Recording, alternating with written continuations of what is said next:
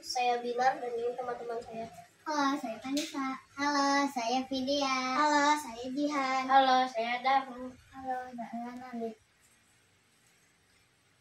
Kami anak-anak kelas 4 SDN 198 Mekarjaya sebelumnya ingin berkenalan dulu dengan Bapak. Namanya siapa, Pak? Saya Pak Dodo dari Dipro Konveksi.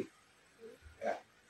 Ada beberapa hal yang ingin kami tanyakan Ya. ke Bapak sebagai pengusaha konveksi. Oleh, silakan. Tahun berapa Bapak memulai usaha konveksi? Untuk saya awal memulai konveksi itu di tahun 2014. Apa awalnya yang membuat Bapak memulai buka usaha konveksi?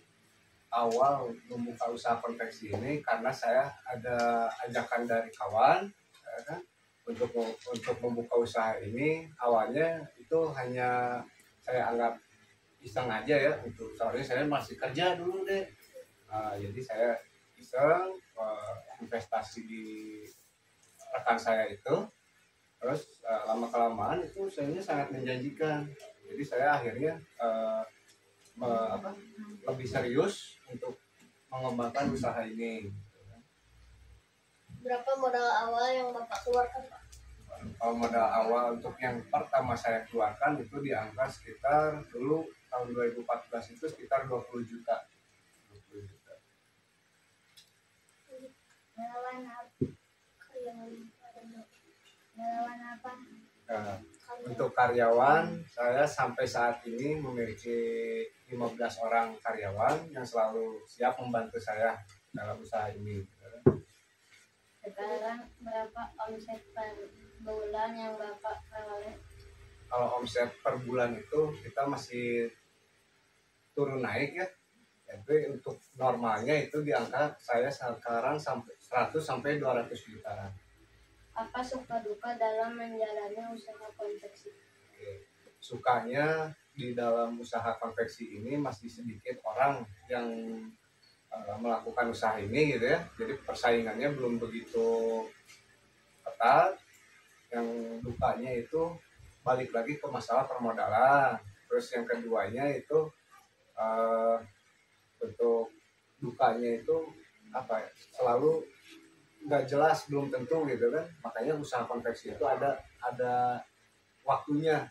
Biasanya ramainya tuh waktunya di sekitar mau ke Ramadan gitu. Tapi setelah Ramadan kita masih standar lagi, gitu aja sih dukanya. Jadi belum tentu ramai terus gitu kan. Usaha konveksi itu gimana sih Pak, perjalanan produksi dan penjual barangnya? Oke, untuk perjalanan produksi ini agak panjang juga ya. Jadi mulai usaha produksi konveksi ini mulai dari pembelian bahan dimulainya ya. Jadi dari mulai pembelian bahan, terus kita ada namanya cutting. Setelah bahan tersedia itu ada namanya cutting untuk potong ya, pola. Terus setelah beres pola itu masuk biasanya kalau untuk kaos itu ada sablon. Nah, di sablon untuk digambarin gitu ya. Nah, setelah beres sablon itu baru masuk tahap jahit. Setelah jahit itu ada beberapa bagian ya, ada beberapa tahap. Setelah itu di packing baru siap dipasarkan produknya, seperti itu. Gimana cara bisa mengembangkan usaha dari modal kecil sampai besar? Mengembangkan dari modal kecil sampai besar gitu ya. Untuk proses ini kita butuh yang namanya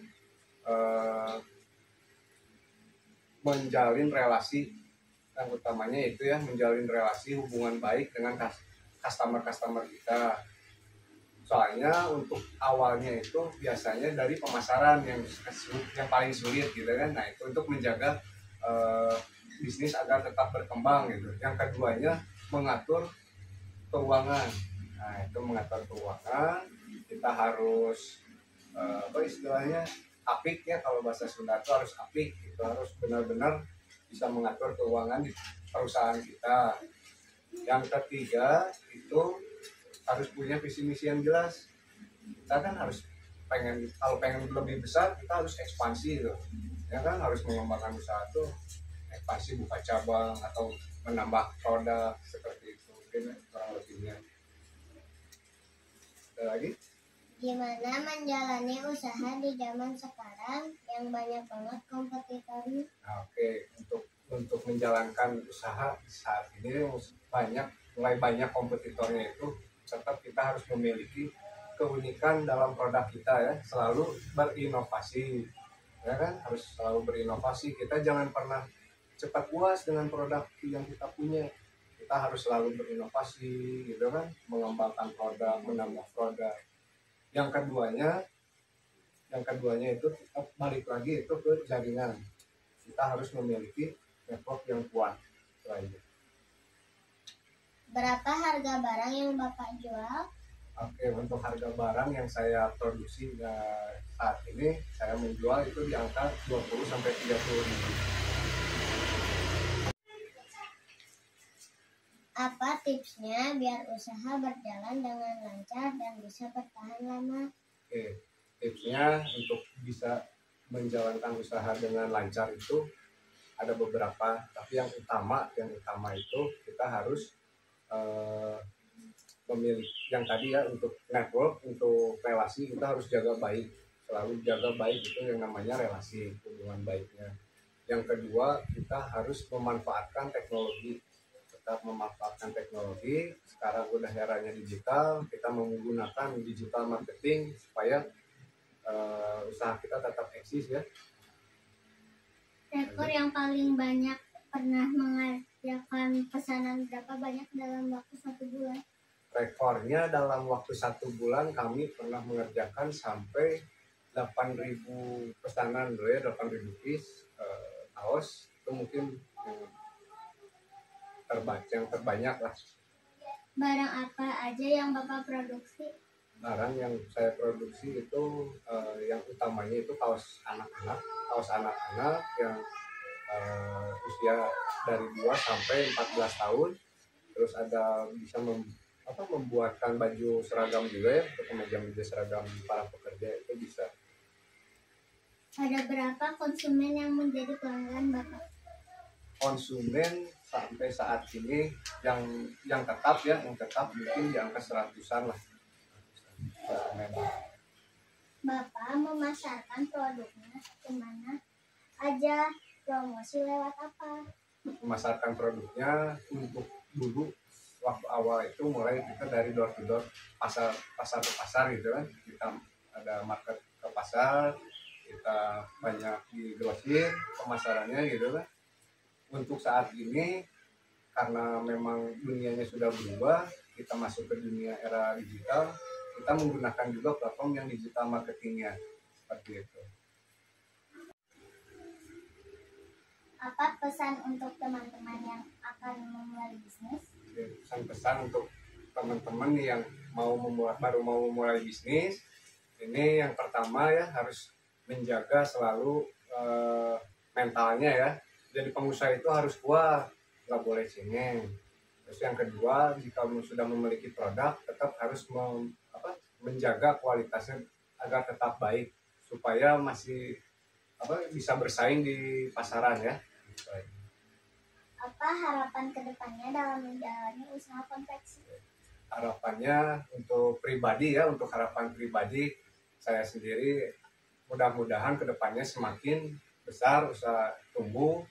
Untuk yang lainnya, semoga yang mau usaha konveksi ini, di bidang konveksi ini agak lebih banyak supaya dapat membuka lowongan pekerjaan yang banyak gitu kan. Soalnya di dalam dunia konveksi ini menyerap lumayan untuk tenaga kerja, makanya harus mau ya nanti belajar konveksi ya gitu. Pak, yang terakhir nih Pak, apa kata-kata motivasinya untuk orang yang akan memulai usaha bisnis? Oke, yang akan memulai usaha bisnis pokoknya action ya kan. Yang pertama itu action, jadi dimulai dengan action, visi misinya harus jelas, jangan mudah menyerah, dan jangan pernah cepat puas. Itu aja ya, selalu belajar, berusaha terus seperti itu. Terima kasih ya Pak atas waktu dan kesempatannya. Mudah-mudahan bisnis dan usaha Bapak semakin lancar dan maju. Semoga ilmu yang Bapak berikan bermanfaat untuk kami.